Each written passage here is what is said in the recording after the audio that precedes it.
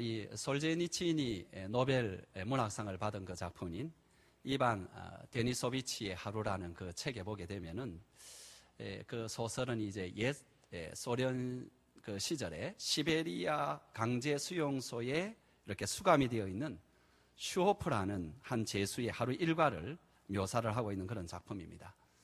이 소설에서 이제 슈호프의 그 막사를 함께 쓰고 있는 그 알로시카라는 그런 이제 침례교가 이제 등장을 하는데, 이 사람은 굉장히 독실한 기독교 신자라서 기회만 주어지면은 이 슈호프에게 전도하려고 그렇게 애를 씁니다. 그러다가 이 알로시카의 집요한 그런 전도에 좀 질리게 된 슈호프가 이제 이렇게 대답을 하는 것이 참 인상이 깊습니다. 뭐라고 하느냐 하니까, 여보게, 나도 하나님을 믿고 싶네. 하지만 자네가 자꾸 왜 천당이니 지옥이니 그런 것을 자꾸 주장하는지 모르겠네. 나는 그게 마음에 들지 않는단 말이야. 여러분, 이 말은 사실은 이 솔제니친의 말입니다. 자기의 기독교에 대한 어떤 생각을 이런 어떤 그 이제 소설의 주인공의 입을 비려서 그렇게 전하는 거죠. 대다수의 지식인들, 솔제니친과 같은 그런 지식인들이 막연한 어떤 신의 존재, 최후의 하나의 어떤 원인자로서의, 혹은 최초의 원인자로서의, 최고의 원인자로서의 하나님의 존재, 이런 것은 그들도 믿겠다고 하고 알겠다고 그렇게 합니다. 하지만은 그 뒤에 덧붙여지는 이제 죽음 뒤에 일어나는 내세에 관한, 영생에 관한, 그리고 죽는 것으로 끝나지 아니하고 사람의 영혼과 그리고 그 육신이 부활하는 것에 대해서 이야기를 하면은 그것은 아주 캐캐묵은 그런 구시대의 어떤 발상, 아주 옛날 종교의 어떤 이야기라고 그렇게 치부해 버립니다. 하지만 이 솔제니친이 자기의 그 소설에서 바로 이런 알료시카와 같은 이런 사람을 등장시킨 것은, 그가 포로 수용소에 8년간 이렇게 같이 시베리아에 이렇게 수용이 되어 있었는데, 거기에서 그는 그런 어떤 신자들을 많이 만났다라는 것을 증거하는 그런 내용입니다. 여러분, 이 알료시카와 마찬가지로 모든 기독 신자들에게 있어서는 영생이라는 어떤 존재, 천국이라는 존재, 죽고 난 뒤에 죽는 것으로 끝나지 않는 이런 것은 우리 신앙의 제일 1호나 다름이 없습니다.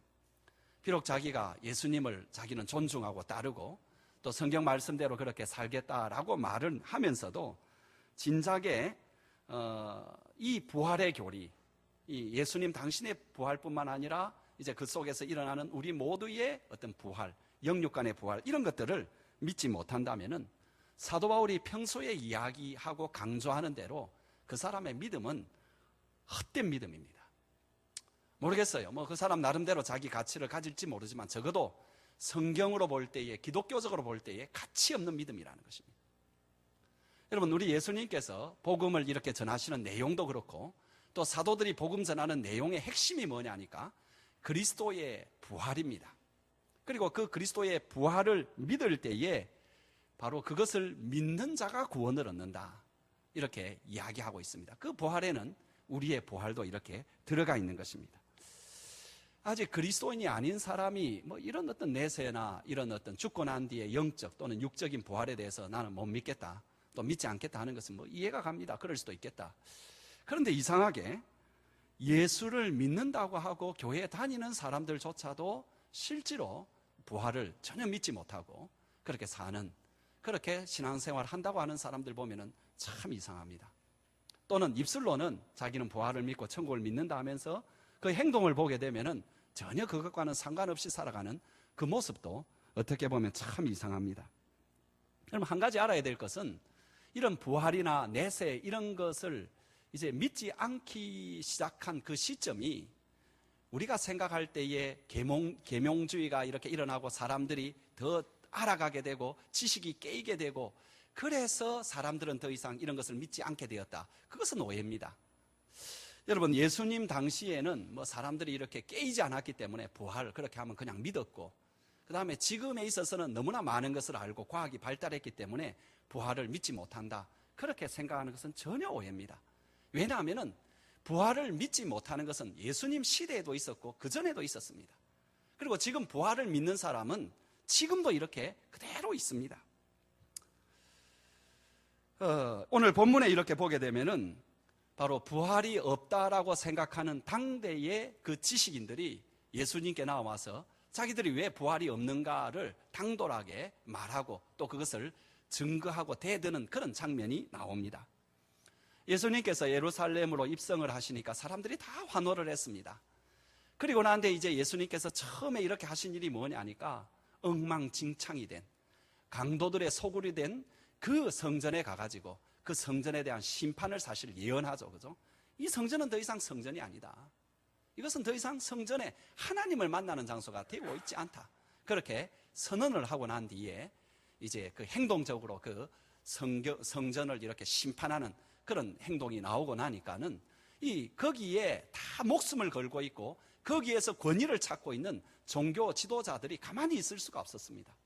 그래서 그들은 이제 예수님에 대해서 이렇게 대들기 시작을 하는데, 첫 번째로 이렇게 예수님께 대든 사람이 바리새인들과 헤롯 당원들입니다. 제가 오늘 이 본문은 그냥 넘어가도록 하겠습니다. 이제 그들이 와서 예수님께 이렇게 도전한 질문이 뭐냐 하니까 황제 가이사에게 세금을 바치는 것이 옳습니까? 라는 질문입니다. 아주 재미있는 것은 이 질문은 그들이 만들어낸 질문이 아니라 그 당시에 많은 사람에게 토론이 된 질문입니다.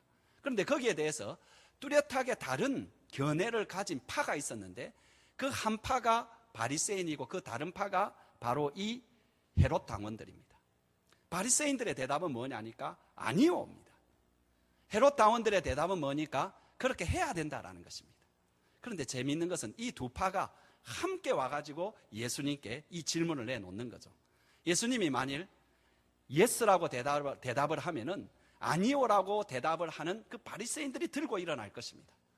반면에 예수님께서 아니오라고 말을 하게 되면은 예스라고 대답을 할 그 헤롯 당원들이 자기들의 논리를 가지고 공박을 하고 예수님을 정치적인 어떤 존재로 몰아붙일 것입니다.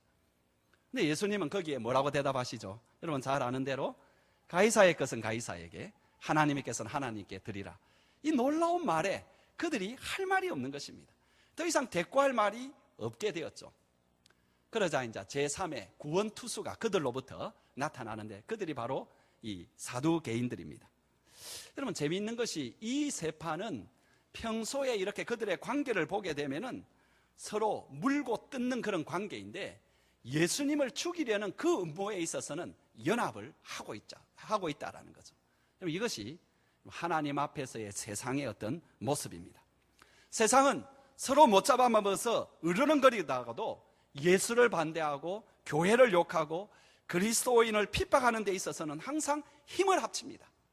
그러므로 여러분들이 내가 예수 그리스도를 좀 더 바로 섬기기 위해서 뭔가 하려고 할 때에 모욕이 돌아오고 오해가 돌아오고 욕이 돌아오고 핍박이 돌아올 때에 그것에 대해서 나는 이렇게 하려고 하는데 왜 이런 일이 일어날까? 뭐가 잘못됐는가? 여러분 그렇게 생각하지 마시기 바랍니다. 오히려 이렇게 생각하세요.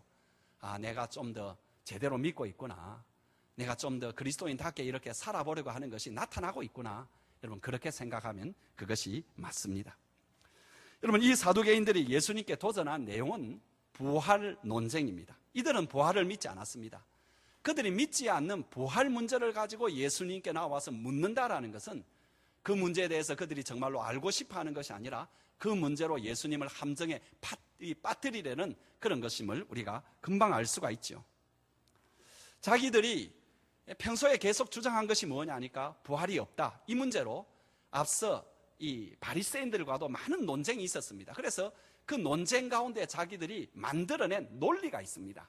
이래서 부활이 없다. 바로 그 논리를 가지고 이제 예수님에게 나와서 예수님을 시험하는데 예수님이 분명히 부활을 여러 번 언급하셨고 또 예수님 당신의 부활도 언급을 하셨기 때문에 바로 이런 문제를 가지고 도전을 하는 거죠. 오늘 우리는 왜 이들이 부활 신앙을 갖지 못했는가 하는 그런 것들을 좀 살펴봄으로써 우리 자신들이 정말로 부활 신앙을 가지고 있는가, 제대로 가지고 있는가, 아니면 입으로만 부활의 신앙을 믿는다고 하지만 삶은 거기에서 먼 것은 아닌가 하는 이런 것을 한번 점검을 해보고요. 그래서 다시 한번 우리의 부활의 신앙을 제대로 세워보고 그 부활의 신앙이 가지고 있는 의미와 가치와 능력을 우리 속에 새롭게 가지기를 소원합니다. 여러분 이 시간을 통해서 부활의 신앙을 다시 가지시고 부활하신 그 주님, 아니 또 그 부활 속에 있는 모든 영적 진리를 여러분이 마음으로 이렇게 받아들여서 영적으로 새롭게 무장하는 그런 시간이 되기를 주의 이름으로 축원합니다. 먼저 여러분 16절부터 한번 읽어보겠습니다. 우리 16절 우리 한번 다 같이 읽겠습니다. 시작.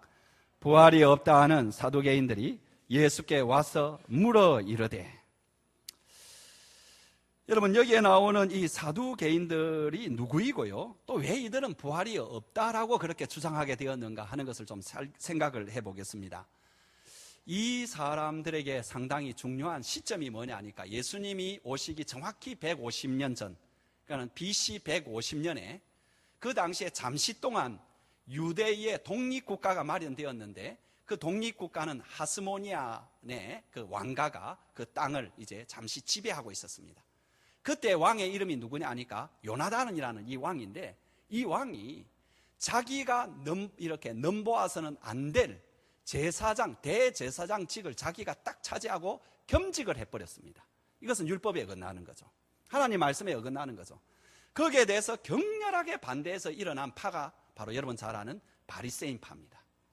그런데 그렇지 아니하고 이상하게도 대제사장직을 왕이 차지했는데도 거기에 있었던 제사장 이 사람들은 반대를 하지 않았습니다. 우리 생각에는 당연히 반대를 할 것 같은데 이들은 야합을 한 것입니다.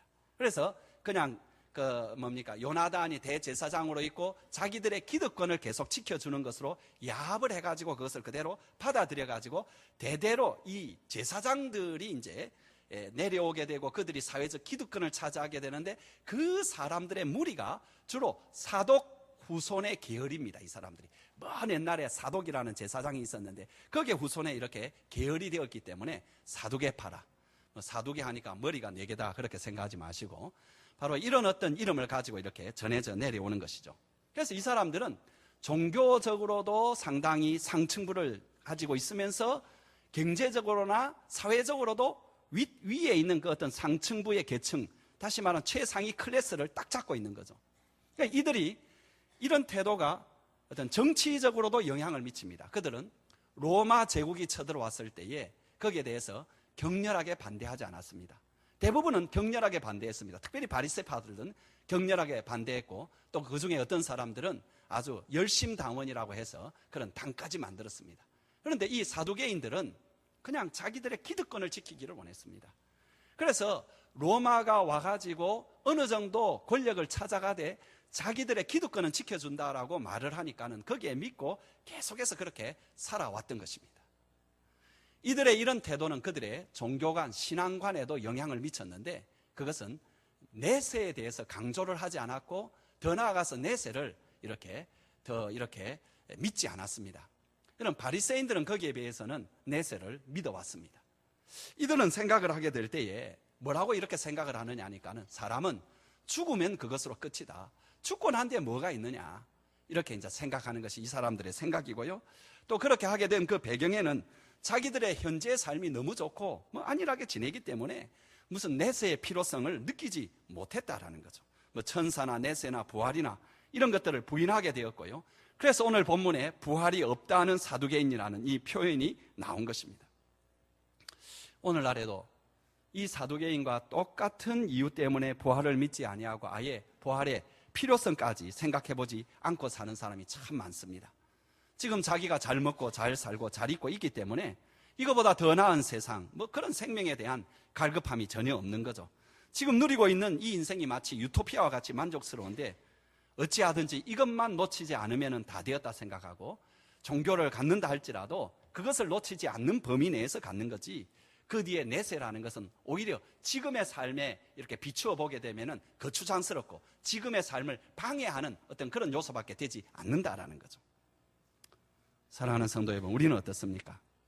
우리가 주님의 부활을 생각해도 별로 감동이 없고, 특별히 우리가 죽고 난 뒤에 그 뒤에 우리의 영혼이 부활하고 우리가 또 몸까지 부활한다라는 이런 것을 성경이 가르쳐도 별로 흥분이 되지 아니하고 감동이 없는 것은 아닙니까?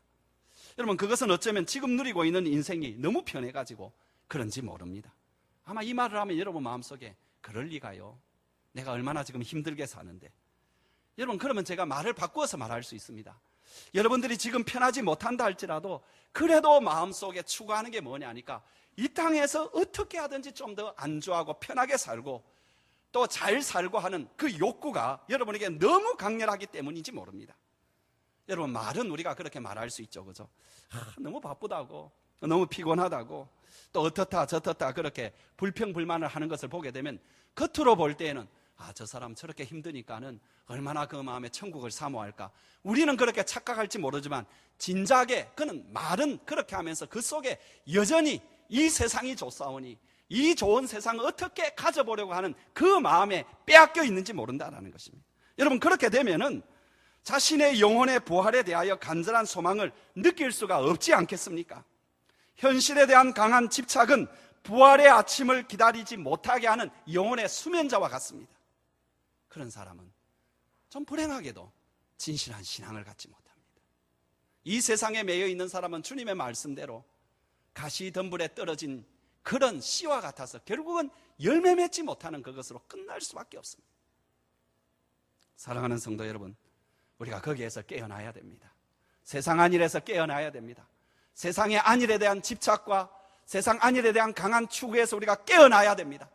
그래야 주님이 원하시는 진정한 신앙을 저와 여러분이 가질 수가 있습니다. 사랑하는 성도 여러분, 세상 안일에서 깨어나 부활신앙 가지시기 바랍니다. 세상 안일에서 깨어나서 여러분 진심으로 천국 상급을 열심히 추구하고 간절히 사모하는 그 신앙이 되어야지 여러분 살아있는 신앙이 되고 제대로 된 신앙이 될 수가 있습니다. 그 신앙 갖기를 주의 이름으로 진정으로 축원합니다. 두 번째로는 이들은 이 세상 안일에 빠져서 또 세상 안일에 대한 추구 때문에 부활신앙을 갖지 못했을 뿐만 아니라 인간의 이성에 대한 과신 때문에 여러분 이 신앙을 갖지 못합니다. 자기들이 부활을 거부하는 이유를 그 논리적으로 19절에서 23절까지 길게 밝히고 있는데 좀 길지만 우리 한번 같이 읽어보겠습니다. 선생님이여, 모세가 우리에게 써주기를 어떤 사람의 형이 자식이 없이 아내를 두고 죽으면은 그 동생이 그 아내를 취하여 형을 위하여 상속자를 세울지니라 하였나이다. 칠형제가 있었는데 마지가 아내를 취하였다가 상속자가 없이 죽고, 둘째도 그 여자를 취하였다가 상속자가 없이 죽고, 셋째도 그렇게 하여 7사람이 다 상속자가 없었고 최후에 여자도 죽었나이다. 7사람이 다 그를 아내로 취하였으니 부활 때 곧 그들이 살아날 때에 그 중에 누구의 아내가 되리이까? 여러분, 형이 이렇게 결혼을 했는데 자식이 없어 일찍 죽으면은 그 동생이 그 형수와 결혼하는 형사 수치 제도가 고대 근동에는 있었고 또 성경에도 그것이 나타나 있습니다. 그러나 이제 예수님 당시에는 사실은 이것은 거의 시행되지 아니하는 그런 어떤 법이었는데 사두개인들은 굳이 그 법을 다시 가져와 가지고 부활을 반박하는 그런 어떤 논리적 근거로 삼고 예수님께 지금 대들고 있습니다. 이제 그들이 주장하는 내용은 좀 간단하죠, 그죠?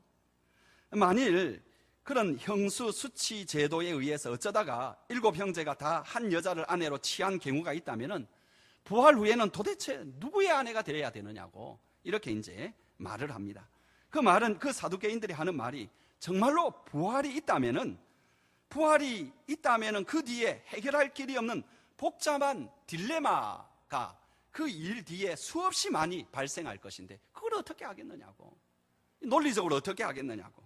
그래서 이 부활은 없는 것이라고, 부활은 없어야 되는 것이고 부활은 없을 수밖에 없다라고 여러분 그들 딴에는 자신만만하게 그렇게 이야기를 합니다. 여러분, 일단 사람이 자신의 이성과 논리를 끝까지 따라가면서 그러다가 그 논리로 풀어지지 않는 일이 있다면, 여러분 그 논리로 이해가 되지 않는 일이 있다면 믿을 수 없는 사실이 아니냐라는 결론을 내리는 것이 바로 예나 지금이나 소위 그 머리에 조금 뭔가 들었다라고 주장하는 사람들, 그 사람들의 자세입니다. 무슨 말이냐니까 없다고는 증명할 수가 없지만은 그렇다고 있다라고도 증명할 수 없는 것은 일단은 없다라고 생각해야 된다, 이런 논리입니다. 이게 무신론자가 이제 사용하는 대표적인 철학이죠. 왜 하나님이 없느냐? 그들의 논리에 따르면 간단합니다. 하나님이 없다라는 것을 증명할 수 없다, 그거 인정한다. 그러나 있다라는 것을 증명하는 것도 불가능하지 않느냐? 있다라는 것을 증명하지 못하면은 없다라고 그렇게 생각하는 것이 그런 것으로 결론을 내리는 것이 옳지 않느냐 이것이죠. 여러분, 여기에 대해서 이 사두개인들도 똑같은 이야기입니다. 자기들이 하는 말이 뭐냐니까 부활이 없다라고 증명하지 못하겠다. 그러나 부활이 있다라고 한다면은 이런 문제들이 발생되는 것을 보게 되면은 이 부활이 있어서는 되지 않지 않느냐, 있을 수가 없지 않느냐. 그러니까 부활이 없다라고 하자라는 거죠. 그 논리죠. 그럼 어떤 선교사가 아프리카 이제 부족에 가가지고 이렇게 복음을 참 전하는데 의외로 이 부족이 아주 이제 선교사의 말을 잘 듣습니다. 그래서 이제 열심히 복음을 전하는데 이 선교사가 계속 복음을 전하는 가운데 예수님의 부활도 전하고 그때까지도 괜찮았어요. 이제 그 뒤에 예수님의 부활 때문에 우리 믿는 자들도 다 부활하고 또 심지어 믿지 않는 자들도 다 때가 되면 부활한다 하니까는 이제 부족장이 그죠. 추장이 이제 막 갑자기 얼굴이 하얘지면서 안 된다고. 부활 있으면 안 된다고. 부활은 없다고. 막 그렇게 막 고래고래 고함을 지르는 것입니다. 그래서 도대체 무슨 일인가 알고 보니까는 이 추장이 전 추장을 잠자는 사이에 살짝 가가지고 살해를 해버린 거예요. 그러니까 부활이 있으면 어떻게 돼요? 그 추장이 다시 살아나니까 이제 큰일 나는 거예요. 그래서 부활은 안 된다고. 그럼 부활이 안 된다고 없는 것입니까? 그럼 진리가 그렇게 하면 안 된다고 여러분 없어지는 것입니까? 여러분, 그렇게 말하는 사람을 보게 되면 하나님께서 얼마나 가소롭겠습니까? 길어야 이 땅에서 3, 40년, 길어야 7, 80년 산 사람이 여러분, 그러면서 산 것도 온 세상을 다 본 것도 아니고 온 우주를 다 본 것도 아니고 이 먼지만한 지구 가운데서 그 가운데 대한민국이라는 조그만한 땅덩어리 그리고 부산이라는 조그만한 거기에 살아가면서 여러분, 온 우주와 영원이라는 그 시간 속에 있는 모든 것에 결론을 내린다라는 것이 얼마나 하나님께서 볼 때는 가소롭겠습니까? 이런 시편 기자가 이런 말을 하잖아요. 그들을 보고 하늘에 계신 자가 웃으시며 주께서 저희를 비웃으시리로다. 그럼 애벌레로 있는 동안에 그가 고치의 그 세계밖에 모르지만은 그 밖에는 이 나비가 날아다닐 수 있는 엄청난 무한한 공간이 기다리고 있습니다. 땅에 묻혀있는 씨앗은 깜깜하고 움직일 수 없는 그 세계 속에 갇혀 살고 있지만은 일단 이것이 싹이 나오고 나면은 그 밖에는 바람과 비와 햇빛과 이 모든 것이 어울러 사는 전혀 다른 세계가 기다리고 있지 않습니까? 마찬가지입니다. 우리가 이 땅에서 볼 수 있는 것은 우리가 좀 제한되어 있고 그렇게 제한되어 있는 공간과 시간의 세계 그것밖에 보지 못하지만은 이 세상을 넘어서 나오는 부활 세계는 전혀 다른 세계로 우리에게 다가온다는 것입니다. 이것을 보지 못한다고 해서 없다라고 그렇게 주장하는 것을 볼 때 하나님이 웃지 않으시겠습니까? 사랑하는 성도 여러분, 그 사두개인들만 있는 것이 아니라 오늘 우리 가운데도 있습니다. 나에게도 있습니다. 어떻게 우리가 합니까? 우리 자신의 논리, 우리 자신의 생각에 갇혀 있는 것이 아닙니까? 여러분도 그런 사람 만나면 참 답답하네 그렇게 말합니다. 참 답답하다고. 근데 여러분은 왜 그렇게 하나님께 답답하게 행동합니까? 왜 그래 하나님 앞에 그렇게 답답하게 그렇게 삽니까? 여러분의 생각, 여러분의 논리, 여러분의 경험 속에서 하나님은 이래야 된다고, 하나님은 이런 분이라고, 말도 안 되는 소리 하지 말라고. 그래서 성경에 마음도 열지 아니하고 성경 속에 있는 하나님의 진리, 하나님의 사랑, 하나님의 지혜에 대해서 마음을 열어놓고 주여 가르쳐 주시옵소서, 주여 나로 가르쳐 주옵소서, 깨닫게 하여 주옵소서라는 그런 마음 자세가 없이 살아간다면 여러분, 어떻게 진리가 그 마음에 들어오겠습니까? 어떻게 그 사람이 사두개인이 아니라고 말할 수 있겠습니까? 사랑하는 형제 자매 여러분, 마음을 여세요. 여러분, 자기 경험, 자기 지식, 자기 논리에 갇혀있는 사람을 뭐라고 말하는지 아십니까? 교만하다 말합니다. 교만한 사람이 딴 사람이 아닙니다. 자기 생각에 갇혀있는 사람이 교만한 사람입니다. 자기의 논리에 갇혀있는 사람이 교만한 사람입니다. 제발 교만한 사람 되지 마세요. 교만하면 주님 앞에 망합니다. 마음을 여세요. 하나님 앞에 겸손하세요.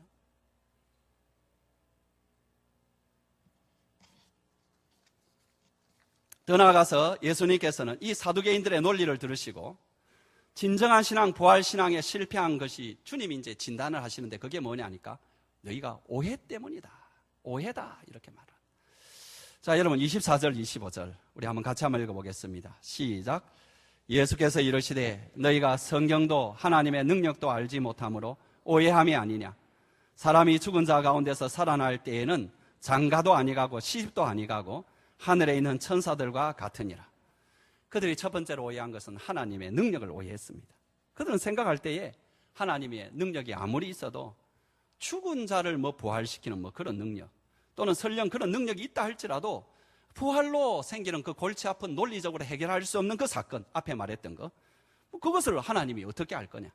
여러분, 논리적으로 풀 수 없기 때문에 하나님은, 논리적으로 풀 수 없는 것은 하나님도 어떻게 할 수 없다. 논리적으로 따지자. 하나님도 논리적으로 이거 할 수 없는 것이 아니냐. 여러분, 보통 그 논리는 여러분 틀려먹은 논리입니다. 보통 잘못된 논리입니다. 두 번째로는 설령 그 논리가 좀 말이 된다 할지라도 하나님은 그 논리를 훨씬 뛰어넘는 그런 분이십니다. 우리가 더 알고 나면은 그 논리 이상의 어떤 세계가 있는 그 속에 들어가면 저절로 이해할 문제들입니다. 여러분, 이 하나님의 존재를 인정한다면서 하나님의 능력을 당연히 인정하는 것, 그거 맞지 않습니까? 여러분, 나름대로 여러분 자기가 신의 존재를 믿는다고 해요. 그런데 홍해의 기적이라든지 오병이어의 기적을 말하면은 그런 소리 하느냐고, 그런 소리 좀 하지 마시라고, 교회 믿으라고 뭘 그렇게 과장하고 그렇게 자꾸 꾸며낸 이야기 하는데 그런 이야기는 안 했으면 좋겠다고 이렇게 말합니다. 그러나 여러분, 그 말이 얼마나 모순입니까? 여러분, 하나님이 사람이 할 수 있는 것 이상을 할 수 없는 분이라면 어떻게 그가 하나님이 될 수 있습니까? 하나님이 되지 못합니다. 그럼 우상밖에 되지 못합니다. 이 사두개인들은 지금 창조의 하나님을 믿었습니다. 창조의 하나님. 제가 엊그제 보건병원에 이렇게 이제 잠깐 신방을 갔는데 거기 보니까 이 엘리베이터에 보니까는 심장을 아주 자세하게 그려놨더라고요. 그래서 이제 심장 질환에 대한 어떤 것을 소개를 하고 있는데 그걸 보면서 마음에 잠깐이지만은 마음에 이렇게 감동이 확 오는 거예요. 그 복잡한 그거, 어떻게 주님께서는 저렇게 만드셨을까? 저 심장 하나를 위해서 아마 저 속에는 우리가 아직도 밝혀지지 못한 더 깊은 세계가 있을 것인데 이렇게 하나님이 만드셨는가 보다. 여러분, 하나님은 그런 분입니다. 그 어떤 것으로 만들 수 있는 엄청난 것을 만든 분께서 왜 부활의 역사를 일으키지 못한다라는 것입니까? 예수님의 대답은 간단합니다. 예수님은 하나님께서 부활을 시킬 수 있는 능력도 있고 부활 뒤에 벌어질 문제도 해결하신다라는 거죠. 구체적으로 그 방안은 간단하죠. 죽은 뒤에 천국에서 혹은 부활 시에는 장가도 시집도 아니간 상태가 되니까 아무런 문제가 없다라는 거죠. 여러분, 이 땅에서는 자손을 이어가야 되기 때문에 결혼해야 됩니다. 근데 천국에서는 이제는 영원한 생명을 누리니까는 자손을 더 이상 퍼뜨릴 필요가 없고 당연히 결혼 관계가 이렇게 결혼 관계에 들어갈 필요가 없습니다. 그곳에서 오직 한 가지 결혼 관계가 있다면 우리 모두가 주님의 신부되는 것 외에는 없다라는 것입니다. 두 번째로 그들은 성경에 대해서도 오해를 했는데요. 당시 이 사두개인들은 모세 오경만을 성경으로 여겼다라는 것, 이거부터 그들의 오해의 출발이고요. 설령 모세 오경만 성경이다 그렇게 봐주자 그렇게 하더라도 그들은 뭐라고 말하느냐 하니까는 거기에는 부활의 가르침이 없다라는 거죠.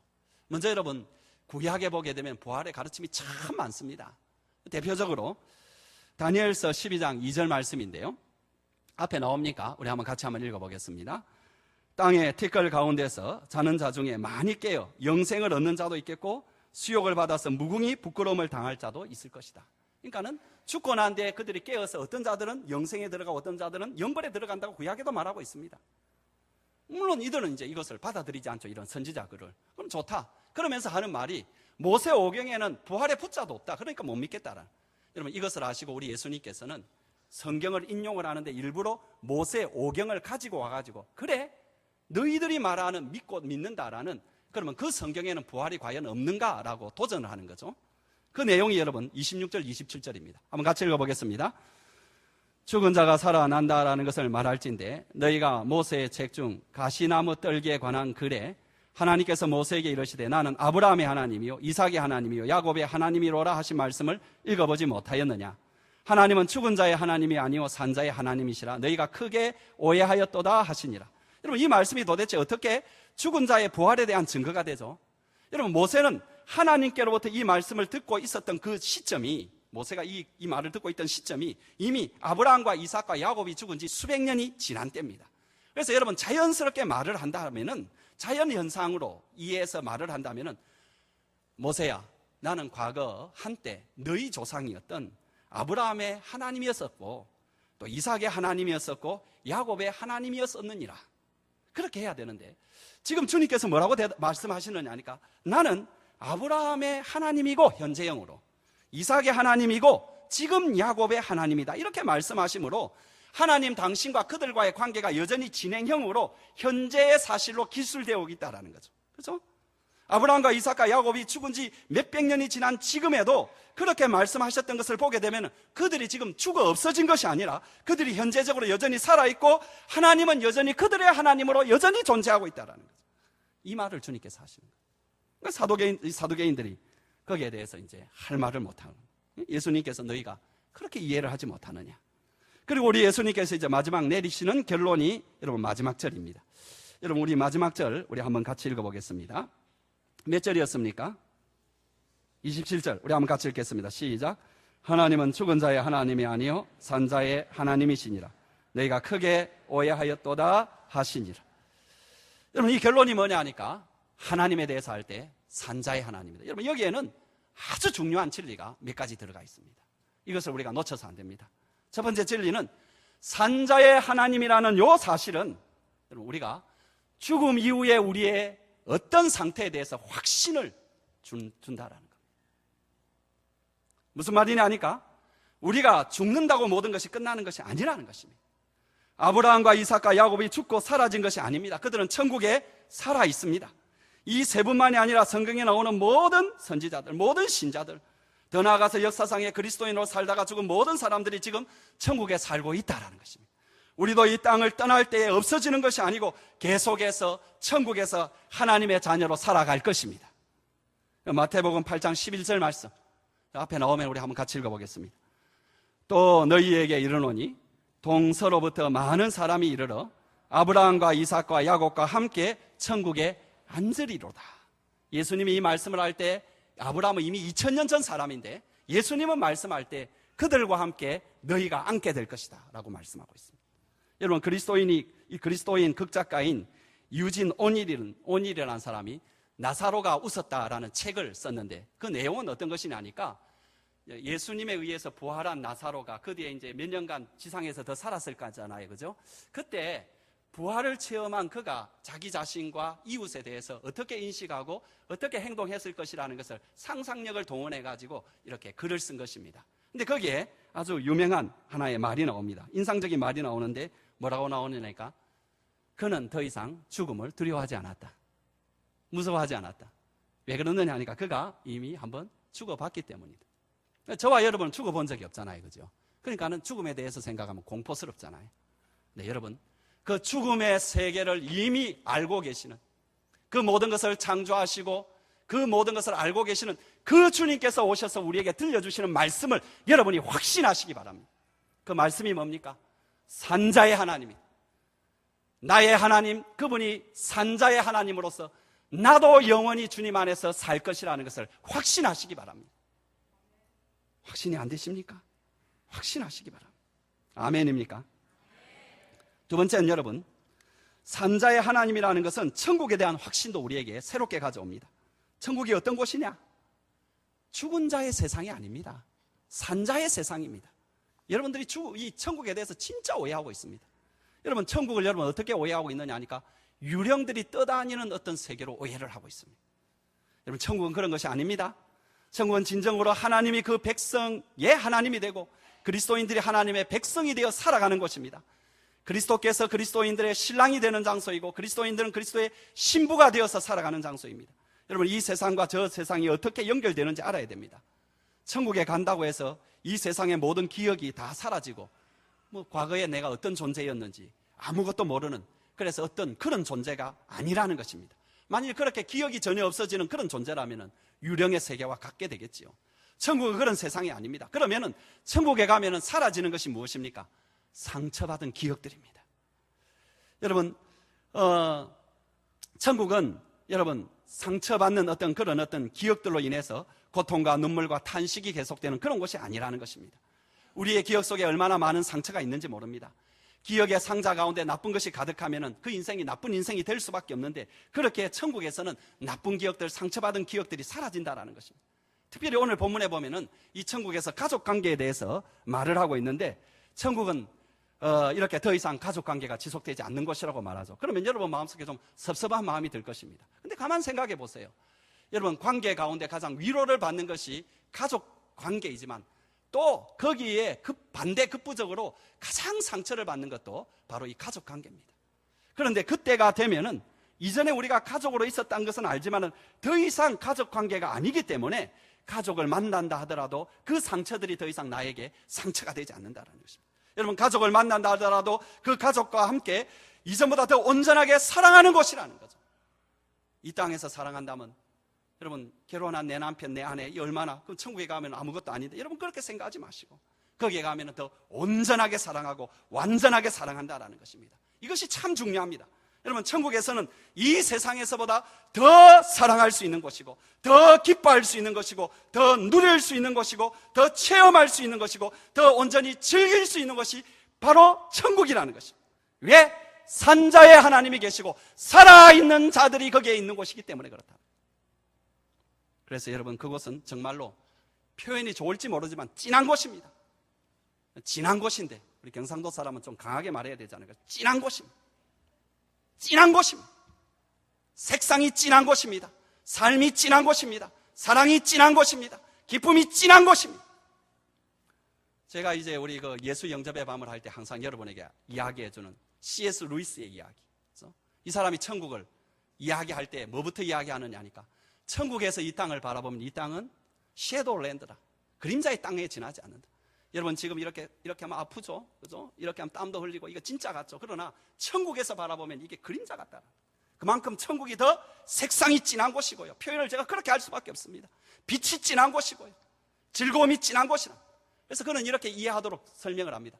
우리가 지금 사과를 하나 가지고 이걸 확 깨물으면 그 안에 달콤한 즙이 우리 입을 이렇게 즐겁게 하고, 또 그 어떤 상큼한 향기가 우리를 즐겁게 하는데, 천국에 있는 그 사과를 깨물게 되면 지금 우리가 누리는 그 상쾌함과 그 달콤함보다 1000배, 10,000배보다도 더 달콤하고 더 상큼할 것이다. 우리가 지금 이제 땀이 지금 범벅이 됐는데, 지금 앞에 이렇게 폭포가 있어가지고 뛰어들려면 얼마나 좋겠습니까? 확 뛰어들면 뭐 세상에 다 가진 것 같죠. 그런데 C.S. 루이스는 그렇게 말합니다. 천국의 그 폭포에 뛰어들게 되면 이 땅에서 폭포에 뛰어드는 그것보다도 1000배, 10,000배나 더 즐겁고 상쾌할 것이다. 그것이 천국이다. 천국을 오해하지 마십시오. 네 가지만 오해하지 마시고요. 그것만 하지, 제가 무슨 말하는지 알겠죠, 그죠? 여러분, 그게 아니라 정말로 오해하지 마십시오. 천국을 오해하지 마십시오. 마지막으로는 여러분, 산자의 하나님이라는 이 말은 지금 살아있는 우리의 삶에 놀라운 것을 가져온다. 산자의 하나님이 되신다라는 것은, 여러분, 아브라함의 하나님, 이삭의 하나님, 야곱의 하나님, 그분이 지금 나의 하나님이 되신다라는 이 사실, 이것은 생각하면 생각할수록 놀랍습니다. 우리의 하나님은 변해가시는 하나님이 아니고 진화해가는 하나님이 아니십니다. 어저께나 오늘이나 똑같으신 하나님이십니다. 그 하나님이, 아브라함의 하나님이 우리 인간적인 표현으로 빌리자면은 아브라함의 하나님이 되어 주셨고, 그죠? 이삭의 하나님이 되어 주셨고, 야곱의 하나님이 되어 주셨는데 지금도 그들의 하나님이시죠. 그런데 오늘 저와 여러분 개개인에게 하나님이 되어 주신다라는 것입니다. 여러분 각자의 하나님이 되어 주시기를 하나님은 기뻐하시고 기꺼이 되어 주시고, 그래서 아브라함의 하나님뿐만 아니라 여러분 각자의 하나님이 되십니다. 아멘입니까? 그 하나님은 여러분 한 사람 한 사람의 호흡과 심장 박동을 듣고 계시고 작은 신음도 들으시는 분이십니다. 왜냐하니까 그분이 여러분의 하나님이시기 때문에 그렇습니다. 그 하나님 붙잡고 사는 여러분 되시기를 주의 이름으로 축원합니다.